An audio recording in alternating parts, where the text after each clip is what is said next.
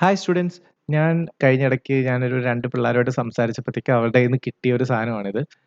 ഞാനിങ്ങനെ ചോദിച്ചു അവരുടെ പഠിത്തമൊക്കെ എങ്ങനെയുണ്ടെന്ന് ചോദിച്ചു കഴിഞ്ഞപ്പോഴത്തേക്ക് അവർ പറഞ്ഞു, +1 സി പ്ലസ് പ്ലസ് ഭയങ്കര പാടായിരുന്നു, മനസ്സിലായിട്ടില്ലെന്നൊക്കെ പറഞ്ഞു. അപ്പം ശരിക്കും പറഞ്ഞാല് ഞാൻ ഈ കോഴ്സ് ഫോളോ ചെയ്യുന്നത് +1, +2 ടെക്സ്റ്റ് പിന്നെ അഡ്വാൻസ് ആയിട്ടുള്ള കോൺസെപ്റ്റ് ഒക്കെ അത് കഴിഞ്ഞിട്ട് എടുക്കാനായിട്ടാണ്. അപ്പോൾ +2ന്റെ ടെക്സ്റ്റാണ് ഞാൻ ഫോളോ ചെയ്യുന്നതെങ്കിൽ പോലും നമുക്ക് +1ന്റെ കോൺസെപ്റ്റ് അത് ബേസിക് കോൺസെപ്റ്റ് തൊട്ടാണ് ഞാൻ പഠിപ്പിച്ചു പോകുന്നത്. അപ്പോൾ ഈ ഒരു വീഡിയോസ് കണ്ടു പോയി കഴിഞ്ഞാൽ തന്നെ ആ ഒരു പ്രോഗ്രാമിന്റെ ആ ഒരു റൂട്ട് മനസ്സിലാകുകയും പിന്നെ നമുക്ക് സ്വന്തമായിട്ട് ഓരോരോ കോഴ്സ് തന്നെ ചെയ്യാനൊക്കെ പറ്റും. അപ്പോൾ ജസ്റ്റ് നിങ്ങൾ ചെയ്യേണ്ടത് എന്താണെന്ന് വെച്ച് കഴിഞ്ഞാൽ എപ്പോഴും ചെറുതായിട്ട് ചെറിയ പ്രോഗ്രാംസ് ഒക്കെ ഒന്ന് ഓർത്ത് ചെയ്യാൻ നോക്കുക. ഓട്ടോമാറ്റിക്കലി അത് നമുക്ക് കിട്ടുന്നുണ്ടോ എന്നൊക്കെ ചെയ്ത് നോക്കുക. ഓക്കെ.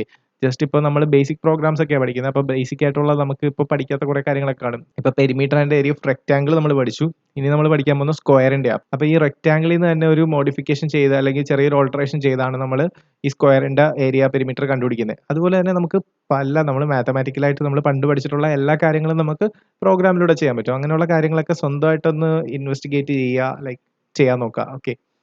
അതൊക്കെ ഒരു ബെസ്റ്റ് പ്രാക്ടീസ് ആണ് പ്രോഗ്രാം ചെയ്യാനും അങ്ങനെയൊക്കെ ഉള്ള. ഓക്കെ.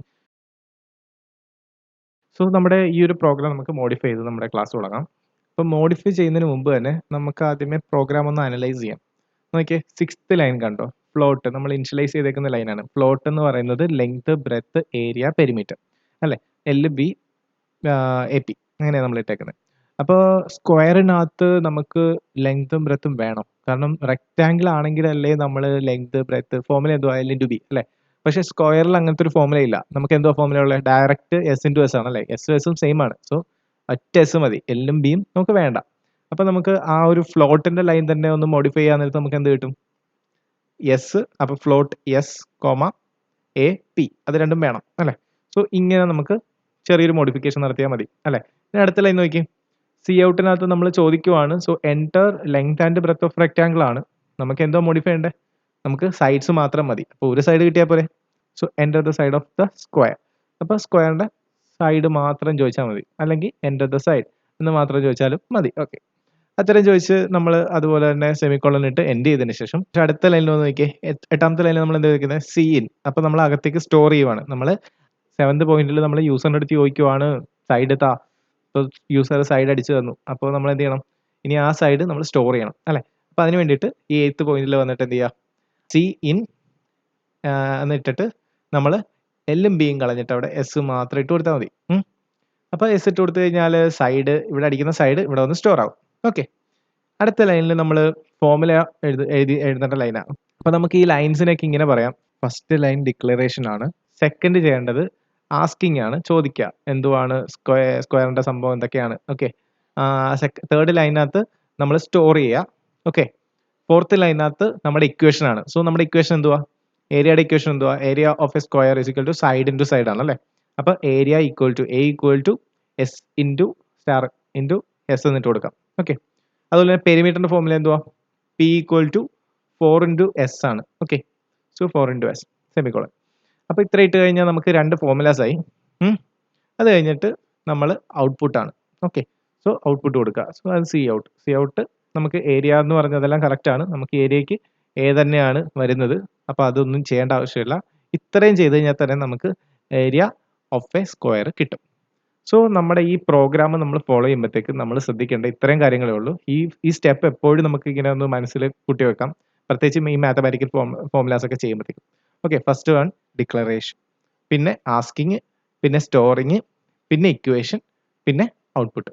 ഓക്കെ. ഇത്രയും കാര്യങ്ങൾ ആലോചിച്ച് കഴിഞ്ഞാൽ തന്നെ നമുക്ക് ആ ഒരു സ്റ്റെപ്പ് മനസ്സിലാക്കി പെട്ടെന്ന് സ്കൂളിലൊക്കെ എക്സാമിനൊക്കെ പെട്ടെന്ന് നമുക്ക് ആൻസർ ചെയ്യാൻ പറ്റും. ഓക്കെ. ഇതാണ് ബേസിക് ഒരു സ്ട്രക്ചർ എന്ന് പറയുന്നത്. ഓക്കെ. ഇത് മനസ്സിലാക്കി വെച്ചേക്കാം. ഇനി നമുക്ക് എന്ത് ചെയ്യാൻ പറ്റും? നമുക്ക് ജസ്റ്റ് റൺ ചെയ്താൽ മതി. സോ ഇവിടുത്തെ പ്ലേ ബട്ടണിൽ നമ്മൾ ക്ലിക്ക് ചെയ്ത് കഴിഞ്ഞാൽ നമുക്ക് പ്രോഗ്രാം റൺ ആവും. നോക്കിയേ, എൻ്റർ ദ സൈഡ്സ് ക്വസ്റ്റ്യൻ ചോദിക്കുന്നു. നമുക്ക് സൈഡ്സ് എന്ത് അടിച്ചു കൊടുക്കാം? ലൈക്ക് 6 അടിച്ചു കൊടുക്കാം. സോ നോക്കിയേ, ഏരിയ പെരിമീറ്റർ നമുക്ക് കിട്ടി. അപ്പോൾ ഇത്രയും സിമ്പിളായിട്ട് നമുക്കൊരു പ്രോഗ്രാം ചെയ്യാനായിട്ട് പറ്റും. നിങ്ങൾ ഹോംവർക്കായിട്ട് ജസ്റ്റ് എന്തെങ്കിലും ട്രൈ ചെയ്ത് നോക്കാം കേട്ടോ. ഏരിയ ഓഫ് പാരലോഗ്രാം അല്ലെങ്കിൽ സ്ക്വയർ, ട്രപ്പീസിയം സ്ക്വയർ ചെയ്തായിരുന്നു, സോറി, ട്രപ്പീസിയം അല്ലെങ്കിൽ അങ്ങനെ എന്തെങ്കിലുമൊക്കെ ചെയ്ത് നോക്കിയിട്ട് ജസ്റ്റ് ആൻസർ കിട്ടുന്നുണ്ടോയെന്നും അങ്ങനെയൊക്കെ നോക്കുക. ഓക്കെ. ഇത്രയും നേരം നമ്മൾ പ്രോഗ്രാമിൻ്റെ കുറേ ലൈൻസ് ഒക്കെ എഴുതി. പക്ഷേ ആ ലൈൻസ് എന്തൊക്കെയാണ് എന്ന് നമ്മൾ പഠിക്കാതെ എഴുതിയത്. ജസ്റ്റ് എഴുതി പോകുന്നു, പ്രോഗ്രാം ചെയ്യാൻ പറ്റുന്നു. ഇനി ആ ലൈൻസ് എന്തൊക്കെയാണ് അല്ലെങ്കിൽ ആ ഓരോ ലൈൻസിന് എന്തെങ്കിലുമൊക്കെ അർത്ഥമുണ്ടോ എന്നൊക്കെ നമ്മൾ ജസ്റ്റ് ഒന്ന് ഡീറ്റെയിൽ ആയിട്ട് പഠിക്കാൻ പോവാണ്. സോ ഈ ഓരോരോ ലൈൻസിനെ നമുക്ക് സ്റ്റേറ്റ്മെന്റ്സ് എന്ന് വിളിക്കാം. കുറെ സ്റ്റേറ്റ്മെന്റ്സ് ആണ് നമ്മളിങ്ങനെ എഴുതി വെച്ചേക്കുന്നത്. അപ്പോൾ നമുക്ക് ആദ്യം തന്നെ ഡിക്ലറേഷൻ സ്റ്റേറ്റ്മെന്റിലേക്ക് പോകാം. അപ്പോൾ ഇവിടെ ഫ്ലോട്ട് എന്ന് എഴുതിയിരിക്കുന്ന ഈ ലൈൻ കണ്ടില്ലേ? സോ ഇത് ഞാൻ ഡിക്ലെയർ ചെയ്തിരിക്കുകയാണ്. സോ ഇവിടെ ഞാനിങ്ങനെ എസ് എന്ന് ഇട്ടിട്ടുണ്ട്, എ ഇട്ടിട്ടുണ്ട്, പി ഇട്ടിട്ടുണ്ട് അല്ലേ? സോ എസ്, എ, പി ഒക്കെ എൻ്റെ ഐഡന്റിഫയേഴ്സ് ആണ് അല്ലേ? ഞാൻ ചുമ്മാ എനിക്ക് എസ് എന്ന് പറയുന്ന സ്ക്വയറിനെ ഐഡന്റിഫയർ ആയിട്ട് യൂസ് ചെയ്യുന്ന ഒരു സാധനമായിരുന്നു. അതുപോലെ തന്നെ എ ഏരിയ, പി പെരിമീറ്റർ അങ്ങനെയൊക്കെ ആയിരുന്നു. സോ ഇതെല്ലാം ഞാൻ എഴുതിയിട്ട് ഞാൻ എല്ലാത്തിനും ഞാൻ ഡിക്ലെയർ ചെയ്തു എന്തായിട്ട്? ഫ്ലോട്ട് ആയിട്ട്. അപ്പം സ്ക്വയർ, ഏരിയ, പെരിമീറ്റർ എന്നൊക്കെ പറയുന്നത് എന്താണ്? ഫ്ലോട്ട് ആണ്. അപ്പൊ ഇതുപോലെ തന്നെ എനിക്ക് ഇന്റ് ആയിട്ട് ഡിക്ലെയർ ചെയ്യാൻ പറ്റുമല്ലോ അല്ലെ? ഇന്റ് സ്ക്വയർ, പെരിമീറ്റർ, ഏരിയ എന്നൊക്കെ എഴുതാം.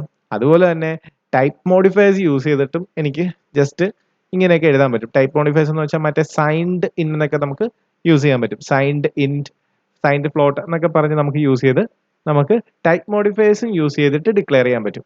സോ ഡിക്ലറേഷൻ സ്റ്റേറ്റ്മെന്റ് എന്ന് വെച്ചാൽ ഇത്രേ ഉള്ളൂ. നമ്മൾ ഫ്ലോട്ട് എന്ന് പറഞ്ഞിട്ട് ഐഡന്റിഫയേഴ്സ് യൂസ് ചെയ്ത് നമ്മൾ ഈ ഒരു എഴുതുന്ന ഈ ഒരു സ്റ്റേറ്റ്മെന്റിനെയാണ് നമ്മൾ എന്തെന്ന് പറയുന്നത്? ഡിക്ലറേഷൻ സ്റ്റേറ്റ്മെന്റ് എന്ന് പറയുന്നത്. മനസ്സിലായല്ലോ? കുറച്ച് പതുക്കെ പറഞ്ഞു തരുവാണ് നിങ്ങളുടെ തലയിലേക്ക് കയറാനായിട്ട്. സോ ഡിക്ലറേഷൻ സ്റ്റേറ്റ്മെന്റ് മറന്നു പോരുത്. പ്രോഗ്രാമിനകത്ത് എന്തെങ്കിലും ഒരു വേർഡ്സ് യൂസ് ചെയ്യണമെങ്കിൽ നമ്മൾ യൂസ് ചെയ്യുന്ന വേർഡ്സിനെ നമ്മൾ ആദ്യം തന്നെ ഡിക്ലെയർ ചെയ്തിരിക്കണം. ഓക്കെ. അതുപോലെ തന്നെ നമുക്ക് ഡിക്ലറേഷൻ സ്റ്റേറ്റ്മെന്റിനകത്ത് തന്നെ ഈക്വൽ ടു സൈൻ ഉപയോഗിച്ചിട്ട് നമുക്ക് അതിന്റെ വാല്യൂ അപ്പം തന്നെ കൊടുക്കാൻ പറ്റും. ഇപ്പൊ സ്ക്വയറിന്റെ വാല്യൂ എന്ന് പറയുന്നത് ഇപ്പൊ 10 ആണെന്ന് വെച്ചോ. സോ സ്ക്വയറിന്റെ value equal to 10. So square equal to 10 എന്ന് പറഞ്ഞ് കൊടുത്തു കഴിഞ്ഞാൽ അപ്പൊ ഇന്റ് സ്ക്വയർ ഈക്വൽ ടു 10 എന്ന് കൊടുക്കുകയാണ്, അല്ലെ ഫ്ലോട്ട് സ്ക്വയർ ഈക്വൽ ടു 10 എന്ന് കൊടുക്കുകയാണെങ്കിൽ എന്തുമായിരിക്കും? അവിടെ ഞാൻ ഡിക്ലെയർ ചെയ്യുവാണ്, എന്നാൽ സ്ക്വയറിന്റെ വാല്യൂ 10 ആയിട്ടും കൂടെ ഡിക്ലെയർ ചെയ്യുവാണ്. ഓക്കെ. അപ്പൊ അങ്ങനെയൊക്കെ നമുക്ക് ഡിക്ലറേഷൻ സ്റ്റേറ്റ്മെന്റിനെ കുറെ വഴികളിലൂടെ എഴുതാൻ പറ്റും. കുറെ കാര്യങ്ങളൊക്കെ ഞാൻ ഡീറ്റെയിൽ ആയിട്ട് പ്രോഗ്രാം ചെയ്യാൻ നേരത്തെ തന്നെ പറഞ്ഞുതരാം. ഇപ്പൊ ഡിക്ലറേഷൻ സ്റ്റേറ്റ്മെന്റ് എന്തുവാന്ന് ജസ്റ്റ് അറിഞ്ഞിരിക്കുക. അടുത്ത സ്റ്റേറ്റ്മെന്റ് ഇൻപുട്ട് സ്റ്റേറ്റ്മെന്റ് ആണ്. ഇൻപുട്ട് സ്റ്റേറ്റ്മെന്റ് ഇത്രേ ഉള്ളൂ. നമ്മൾ ആ സി ഇൻ അല്ലെ, ഇൻ എന്ന് വെച്ച് കഴിഞ്ഞാൽ ഇൻപുട്ട് എന്നാണ് കേട്ടോ. C++ന്റെ ഇൻപുട്ട്, അതിനെയാണ് സി ഇൻ എന്ന് പറയുന്നത്. സോ സി ഇൻ നമ്മൾ യൂസ് ചെയ്തിരിക്കുന്ന ആ ഒരു സ്റ്റേറ്റ്മെന്റിനെ പറയുന്നവരാണ് ഇൻപുട്ട് സ്റ്റേറ്റ്മെന്റ്. ഓക്കെ. അപ്പൊ C++ന്റെ ഇൻപുട്ട് ആണ്. അപ്പൊ ഞാനിവിടെ കണ്ടോ സി ഇൻ എന്നിട്ട് ഈ ആരോ ഇട്ടിട്ട് എസ് എന്നിട്ടേക്കുക. സോ ഇവിടെ ഒരു ഇൻപുട്ട് സ്റ്റേറ്റ്മെന്റ് എഴുതിയിരിക്കുകയാണ്. സോ ഇൻപുട്ട് സ്റ്റേറ്റ്മെന്റ് എക്സാമ്പിൾ ചോദിച്ചു കഴിഞ്ഞാൽ നമുക്ക് ഇത് മെൻഷൻ ചെയ്യാം. ഇനി ഔട്ട്പുട്ട് സ്റ്റേറ്റ്മെന്റ് ആണെങ്കിലോ നോക്കിയേ, നമ്മൾ ഈ പ്രോഗ്രാമിൽ കുറെ പ്രാവശ്യം ഔട്ട്പുട്ട് സ്റ്റേറ്റ്മെന്റ് എഴുതിയിട്ടുണ്ട്. ഈ ലൈൻ ഔട്ട്പുട്ട് ആണ്, സി ഔട്ട് അല്ലെ? സി ഔട്ട്, C++ന്റെ ഔട്ട്പുട്ട്. സോ സി ഔട്ട് എന്ന് എഴുതിയിരിക്കുന്ന ഈ 3 എണ്ണം നമുക്ക് എന്തുവാണ്? ഔട്ട്പുട്ട് സ്റ്റേറ്റ്മെന്റ്സ് ആണ്. ഓക്കെ, അറിഞ്ഞിരിക്കുക. സിമ്പിൾ അല്ലേ? നമുക്കിനി അടുത്ത് നോക്കാം, assignment statement. Okay, last statement ആയിട്ട് കൂട്ടാനൊന്നും പറ്റത്തില്ല, ഇനിയും കുറെ സ്റ്റേറ്റ്മെന്റ്സ് ഉണ്ട്. എന്നാൽ ഈ പ്രോഗ്രാമിൽ നമ്മൾ അസൈൻമെന്റ് സ്റ്റേറ്റ്മെന്റ് കൊണ്ട് നിർത്തിയിട്ട് നമുക്ക് ബാക്കിയുള്ള കാര്യങ്ങളൊക്കെ എക്സ്പ്ലെയിൻ ചെയ്ത് ഒരു പ്രോഗ്രാമും കൂടെ ചെയ്തിട്ട് ബാക്കിയുള്ള സ്റ്റേറ്റ്മെന്റ്സ് നോക്കാം. സോ അസൈൻമെന്റ് സ്റ്റേറ്റ്മെന്റ് എന്താണെന്ന് നോക്കിയേ, ഇവിടെ നമ്മൾ ഈക്വൽ ടു സൈൻ യൂസ് ചെയ്തിരിക്കുന്നു അല്ലേ? A equal to S into S, P equal to 4 into S അല്ലെ? നമ്മളപ്പോൾ ഇങ്ങനെ എഴുതുന്ന ഈക്വൽ ടു സൈൻ യൂസ് ചെയ്തുകൊണ്ട് നമ്മൾ ചെയ്യുന്ന സ്റ്റേറ്റ്മെന്റ്സിനെയാണ് നമ്മൾ എന്തെന്ന് പറയുന്നത്? അസൈൻമെന്റ് സ്റ്റേറ്റ്മെന്റ്സ് എന്ന് പറയുന്നത്. ക്ലിയർ ആണല്ലോ? മറക്കത്തില്ലല്ലോ? ഇത്രയും സ്റ്റേറ്റ്മെന്റ്സ് ആണ് നമ്മൾ ഇപ്പൊ ഇതുവരെ പ്രോഗ്രാമിൽ ചെയ്തിരിക്കുന്നത്. ഇനി നമുക്ക് കൺട്രോൾ സ്റ്റേറ്റ്മെന്റ് പഠിക്കാം. സോ കൺട്രോൾ സ്റ്റേറ്റ്മെന്റ് പഠിക്കുന്നതിന് മുമ്പ് നമുക്ക് ഒരു ഇൻട്രസ്റ്റിംഗ് ആയിട്ടുള്ള പ്രോഗ്രാം ചെയ്ത് നോക്കാം. പ്രോഗ്രാം ഇൻട്രസ്റ്റിംഗ് ആണുള്ള കാര്യം എന്ന് വെച്ച് കഴിഞ്ഞാൽ നമ്മൾ അതിൻ്റെ ഇടയ്ക്ക് ചെറിയ മംഗ്ലീഷുകളൊക്കെ ഒന്ന് ജസ്റ്റ് ഒന്ന് ടൈപ്പ് ചെയ്ത് നോക്കുക. കാരണം സാധാരണ പ്രോഗ്രാം ഇപ്പോൾ ഒരു സാർ എഴുതി തരും, അതെല്ലാം ഇങ്ങനെ കാണാതെ പഠിച്ചുകൊണ്ട് അയ്യോ ഇതൊക്കെ ഒരു ലൈൻ പോലും തെറ്റിക്കാൻ പാടില്ല, ഫുൾ സ്റ്റോപ്പ് ഒക്കെ ഇടണം, അല്ലെങ്കിൽ ഫുൾ എറർ കിട്ടും, അങ്ങനെയൊക്കെ പറഞ്ഞ് പരീക്ഷയ്ക്ക് പോകുന്ന കുറേ പിള്ളേരൊക്കെ ഉണ്ട്. സോ അവർക്കൊക്കെ എന്തൊക്കെയാണ് ഇതിനകത്ത് മാറ്റം വരുത്താൻ പറ്റിയത്, ഇതൊക്കെ ലൈക്ക് അങ്ങനെ തന്നെ എഴുതി വെക്കണോ അല്ലെങ്കിൽ സ്വന്തമായിട്ടൊക്കെ എഴുതാൻ പറ്റുമോ എന്നൊക്കെ അറിയാനായിട്ട് വേണ്ടിയിട്ടാണ് ഞാൻ ഈ ഒരു ടെക്നിക്ക് യൂസ് ചെയ്യുന്നത്. ഓക്കെ. സോ ഈ പ്രോഗ്രാമിൻ്റെ ഒരു കഥ ഞാൻ പറഞ്ഞുതരാം. എന്ന് വെച്ച് കഴിഞ്ഞാൽ ഇപ്പം ഈ +1 കയറിയ പിള്ളേർക്കൊക്കെ കൊച്ച് 10ാം ക്ലാസ് വരെയൊക്കെ മാത്സ് ഒക്കെ ഭയങ്കര ടഫായിരുന്നു. അത് കഴിഞ്ഞിട്ട് +1 കയറി കഴിഞ്ഞപ്പോഴത്തേക്കാണ് മനസ്സിലായത് അയ്യോ അതിനെക്കാട്ടും പാടാണല്ലോ കമ്പ്യൂട്ടർ, അങ്ങനെയൊക്കെ ചിന്തിക്കുന്ന കുറേ പിള്ളേരെ കാണും. അപ്പം ഈ ഒരു കമ്പ്യൂട്ടറിന്റെ മാർക്ക് എന്ന് പറയുന്ന 65ന് മേളിലാണെങ്കിൽ ഓക്കെ, അപ്പോൾ കമ്പ്യൂട്ടറാണ് ബെറ്റർ. ഇനി 65ന് താഴെയാണെങ്കിൽ മാത്സ് ആണ് ബെറ്റർ, കമ്പ്യൂട്ടർ എടുക്കണ്ടായിരുന്നു എന്നൊക്കെ. ഓക്കെ, സോ അങ്ങനത്തെ ഒരു പ്രോഗ്രാമാണ്. സോ മാർക്കിനെ ബേസ് ചെയ്തിട്ട് നമുക്ക് തീരുമാനിക്കണം ഏത് സബ്ജക്റ്റ് ആണ് ബെറ്റർ. ഓക്കെ, കമ്പ്യൂട്ടർ ആണോ മാത്സ് ആണോ? ഇതാണ് എൻ്റെ പ്രോഗ്രാം. അപ്പം ഞാനിങ്ങനെ എഴുതുവാണ്. ഫസ്റ്റ് നമുക്ക് ഇൻപുട്ട് ചെയ്യേണ്ട ഒരേ ഒരു സാധനം ഉള്ളിനകത്ത് മാർക്ക്. ഓക്കെ, സോ ഞാനിങ്ങനെ എഴുതുവാണ് ഇൻറ്റ് മാർക്ക്. ഓക്കെ, സോ ഇൻറ്റ് എന്ന് എഴുതിയിരിക്കുന്നതിൻ്റെ കാര്യം എന്ന് വെച്ച് കഴിഞ്ഞാൽ മാർക്ക് എന്ന് പറയുന്നതിനകത്ത് ഞാൻ പോയിന്റ് ഒന്നും ഇടുന്നില്ല, ഞാൻ ഇൻറ്റിജർ മാത്രമേ യൂസ് ചെയ്യുന്നുള്ളൂ. സോ അതുകൊണ്ടിട്ട് ഞാൻ മാർക്ക് എന്നിടുന്നത് ഇൻറ്റിലാണ്. So int mark. ഓക്കെ, പിന്നെ ഒരു കാര്യം കൂടി ഉണ്ട്, സെമി കോളൻ ഒരു സ്ഥലത്തും നമ്മൾ മിസ് ചെയ്ത് കഴിഞ്ഞാൽ നമുക്ക് എറർ കിട്ടും, ഫുൾ പ്രോഗ്രാം എററായിട്ട് മാറും. അതുകൊണ്ടിട്ട് സെമി കോളൻ ഇടണം. ഓക്കെ, അത് കഴിഞ്ഞിട്ട് ഞാൻ സി ഔട്ടിൽ ചോദിക്കുവാണ് മാർക്ക് എത്രയുണ്ട് ചോദിക്കാമല്ലോ അല്ലേ. സോ സി ഔട്ട് എന്ന് എഴുതിയിട്ട് നമ്മൾ ആരോ കീസ് ഇടുന്നു. നമ്മുടെ സ്ട്രിങ്ങിൽ നമ്മൾ എഴുതാൻ പോവാണ് മാർക്ക് എത്ര ഉണ്ട്, ക്വസ്റ്റ്യൻ മാർക്ക്. ഓക്കെ ആണല്ലോ. അപ്പോൾ കമ്പ്യൂട്ടർ ഇത് ഒരു യൂസറിൻ്റെ അടുത്ത് ചോദിക്കുവാണ് മാർക്ക് എത്രയുണ്ട്. അതാണ് ഫസ്റ്റ് നമ്മുടെ അല്ലെ 6th ലൈനിൽ നമ്മൾ ചെയ്യുന്നത് അങ്ങനെയായിരിക്കും. ഈ ഒരു ലൈൻ യൂസറിന് ടൈപ്പ് ചെയ്യാൻ കൊടുക്കുന്ന ലൈനാണ്. കാരണം നമ്മൾ അതിൻ്റെ അടിയിൽ സി ഇൻ മാർക്ക് എന്ന് ഇടാൻ പോവാണ്. കാരണം നമുക്ക് ആ കിട്ടുന്ന മാർക്കാണ് സ്റ്റോർ ചെയ്യേണ്ടത്. സോ ഇവിടെ ഞാൻ എഴുതുവാണ് സി ഇൻ എന്നിട്ട് ആരോ മാർക്ക്. ഓക്കെ, എന്നിട്ട് സെമിക്കോളൻ. അപ്പൊ കണ്ടല്ലോ. അപ്പൊ ആദ്യത്തെ ലൈനിൽ മാർക്ക് എത്രയാണെന്ന് ചോദിക്കുന്നു, അടുത്ത ലൈനിൽ അത് സ്റ്റോർ ചെയ്യുന്നു. അതാണ് സി ഔട്ടും സി ഇൻ. ക്ലിയർ ആണല്ലോ. അപ്പൊ ഇപ്പൊ മാർക്കൊക്കെ നമ്മളെ കയ്യിൽ ഇപ്പൊ കിട്ടി. ഇനി ഈ മാർക്ക് വെച്ചിട്ടാണ് നമുക്ക് തീരുമാനിക്കേണ്ടത് കമ്പ്യൂട്ടർ ആണോ ബെറ്റർ മാത്സ് ആണോ ബെറ്റർ. ഓക്കെ, ഇതിനു വേണ്ടിയിട്ട് 2 ഓപ്ഷൻസ് അല്ലെങ്കിൽ 2ൽ കൂടുതൽ ഓപ്ഷൻസ് ഇങ്ങനെയൊക്കെ വരുമ്പോൾ നമ്മൾ യൂസ് ചെയ്യേണ്ട ഒരു സ്റ്റേറ്റ്മെന്റ് ആണ് ഇഫ് സ്റ്റേറ്റ്മെന്റ്. ഓക്കെ, 2 കൂടുതൽ മാർക്ക് ഉള്ളപ്പോഴത്തേക്കും നമ്മൾ യൂസ് ചെയ്യുന്ന സ്റ്റേറ്റ്മെന്റ് ആണ് ഇഫ് സ്റ്റേറ്റ്മെന്റ്. സോ ഇഫ് സ്റ്റേറ്റ്മെന്റിൽ തന്നെ 3 ഉണ്ട്. ഇഫ് ഉണ്ട്, ഇഫ് എൽസ് ഉണ്ട്, ഇഫ് എൽസ് ലാഡർ ഉണ്ട്. ഞാൻ ഇവിടെ യൂസ് ചെയ്യുന്ന ഇഫ് എൽസ് ആണ്.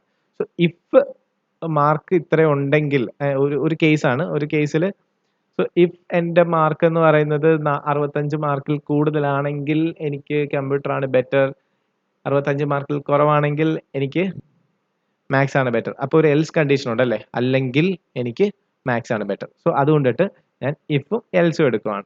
ഓക്കെ, എന്നിട്ട് ഞാൻ ഇഫിനകത്ത് ഞാനിങ്ങനെ എഴുതുവാണ്.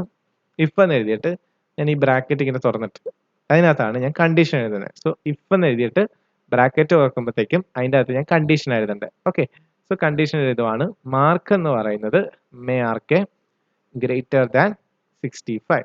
മാർക്ക് 65നേക്കാട്ടും കൂടുതലായിരിക്കണം. അണ്ടർസ്റ്റുഡ് അല്ലേ, നമുക്ക് പെട്ടെന്ന് മനസ്സിലാക്കാം. മാർക്ക് എന്ന് പറയുന്നത് 65നേക്കാട്ടും കൂടുതലായിരിക്കണം. ബ്രാക്കറ്റ് ക്ലോസ് ചെയ്യുന്നു. അടുത്ത് നമ്മൾ എഴുതാൻ പോകുന്നത് എന്തുവാ, ഇതിന്റെ ഔട്ട്പുട്ട് എന്തുമായിരിക്കണം, മാർക്ക് 65ൽ കൂടുതലാണെങ്കിൽ സി ഔട്ട് അല്ലെ, ഔട്ട്പുട്ട് കിട്ടണം നമുക്ക് അവിടെ. സി ഔട്ട് ആരോ കീ ഇട്ടിട്ട് അപ്പോൾ കമ്പ്യൂട്ടർ ആണ് ബെറ്റർ. ഓക്കെ, ഞാൻ അങ്ങനെ ടൈപ്പ് ചെയ്യുവാണ്. എന്നിട്ട് സ്ട്രിങ് ക്ലോസ് ചെയ്യുന്നു, സെമിക്കോളൻ ഇടുന്നു. അല്ലെങ്കിൽ മാത്സ് ആണ് ബെറ്റർ അല്ലേ. സോ എൽസ് എന്ന കണ്ടീഷനിൽ ഞാൻ അടുത്തൊരു കണ്ടീഷൻ എഴുതുകയാണ്. ഇഫ് എന്ന കണ്ടീഷനിൽ 65 മാർക്കിൽ കൂടുതലാണെങ്കിൽ എനിക്ക് ആ ഒരു കമ്പ്യൂട്ടർ ബെറ്റർ ആണെന്ന് കിട്ടുമെങ്കിൽ അടുത്തൊരു കണ്ടീഷൻ ഉണ്ടല്ലോ, 65 മാർക്ക് കിട്ടിയില്ലെങ്കിൽ എന്ത് പറ്റും, മാത്സ് ആണ് ബെറ്റർ. സോ എൽസ് എന്ന് പറഞ്ഞിടും. ഓക്കെ, സോ ഇഫ് എൽസ് ഇങ്ങനെയാണ് യൂസ് ചെയ്യേണ്ടത്. സോ ഫസ്റ്റ് ഇഫ് യൂസ് ചെയ്യും, അത് കഴിഞ്ഞിട്ട് നമ്മൾ എൽസ് യൂസ് ചെയ്യും. സോ എൽസ് സി ഔട്ട്, അപ്പം മാത്സ് ആണ് ബെറ്റർ. സ്ട്രിങ് ക്ലോസ് ചെയ്യുന്നു, സെമിക്കോളൻ ഇടുന്നു, എന്നിട്ട് റിട്ടേൺ 0.